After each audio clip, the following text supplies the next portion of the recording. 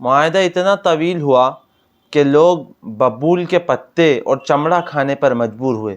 بچے بھوک سے بلکتے تھے، ان کے کھانے پینے کا بھی کوئی سامان نہیں تھا۔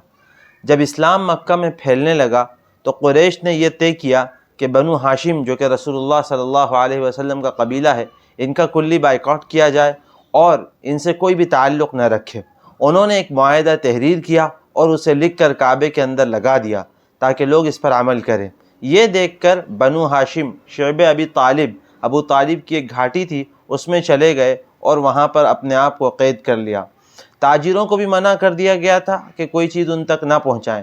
نتیجہ یہ ہوا کہ 3 سال تک وہ لوگ اسی طرح بند رہے اور پتے اور چمڑا کھانے پر مجبور ہو گئے۔ 3 سال کے بعد قریش کے کچھ لوگوں کو سخت احساس ہوا کہ ہم کھا پی رہے ہیں اور بنو ہاشم اس طرح دانے دانے کو ترس رہے ہیں، لہٰذا انہوں نے خود ہی یہ طے کیا کہ اس معاہدے کو پھاڑ دیا جائے۔ ابو جہل نے مداخلت کرنا بھی چاہی لیکن کسی نے اس کی ایک نہ سنی اور بالآخر ایک لمبے عرصے کے بعد یہ معاہدہ پھاڑ دیا گیا۔